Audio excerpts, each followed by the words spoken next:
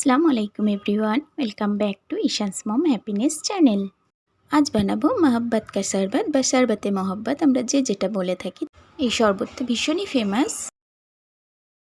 এটা বানানোর জন্য আমি লিকুইড মিল্ক নিয়ে নিয়েছি, আর এই মিল্কটাকে ঘন করার জন্য আর টেস্টটা বাড়ানোর জন্য একটু পাউডার মিল্ক অ্যাড করলাম।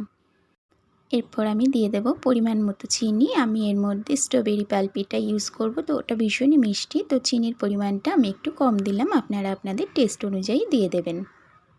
এটাকে আমি জাল করে একটু ঠান্ডা হলে আমি ফ্রিজের মধ্যে রেখে দেব। আপনাদের হাতে কম সময় থাকলে আপনারা ডিপ ফ্রিজে রাখতে পারেন। আমি নর্মাল ফ্রিজে 2 ঘন্টা রেখেছিলাম। আর এদিকে আমি শরবতটা বানানোর জন্য তরমুজ নিয়ে নিয়েছি। তরমুজটাকে এইভাবে করে কেটে নিয়েছি। আপনারা চাইলে আরেকটু ছোট বড় করে কেটে নিতে পারেন। কিছুটা তরমুজ দিয়ে আমি শরবত বানাবো, আর কিছুটা ডেকোরেশনের জন্য রেখে দিলাম। এরপর আগে থেকেই যে পাউডার মিল্ক আর চিনি দিয়ে যে লিকুইড মিল্কটাকে জাল করে ফ্রিজে ঠান্ডা করতে রেখেছিলাম, সেটাই এর মধ্যে দিয়ে দিলাম। এখানে অনেকে রুয়াবজা ইউজ করেন, বাট রুয়াবজার ফ্লেভারটা আমার পার্সোনালি ভালো লাগে না, আর আমার ফ্যামিলিতেও কেউ ভালোবাসে না। সেই কারণে আমি স্ট্রবেরি পালপি বা স্ট্রবেরি ক্রাশ যেটা পাওয়া যায় সেটাকেই দিয়ে দিলাম।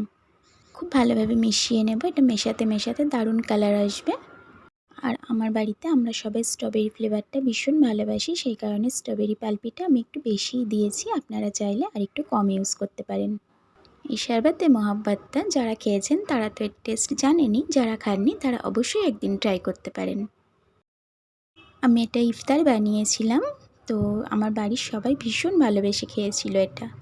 আমি এখন একটা গ্লাসে সার্ভ করে দেখাচ্ছি। তো কিছুটা আইস কিউব দিয়ে দিলাম, আর কিছুটা কেটে রাখা তরমুজ দিয়ে দিলাম। তরমুজগুলোকেও আমি কিউব করে কেটেছিলাম। এরকম ধরনের আরও অনেক রেসিপি আমার চ্যানেলে দেওয়া আছে, আপনারা দেখতে চাইলে আমার চ্যানেলটাকে ভিজিট করতে পারেন। উপর থেকে আরেকটু কেটে রাখা তরমুজ দিয়ে দিলাম, আর আরেকটু দেখতে সুন্দরের জন্য আমি ওই স্ট্রবেরি পালপিটা আরেকটু উপর থেকে দিয়ে দিলাম। এই তো এক্কেবারে রেডি হয়ে গেল শরবতে মহব্বত বা মহব্বত কি শরবত। আপনাদের কাছে আমার এই সিম্পল রেসিপিটি কেমন লাগলো অবশ্যই কমেন্টে জানাতে পারেন। আমার রেসিপিগুলো ভালো লাগলে চ্যানেলটাকে সাবস্ক্রাইব করে রাখতে পারেন। আল্লাহ হাফেজ।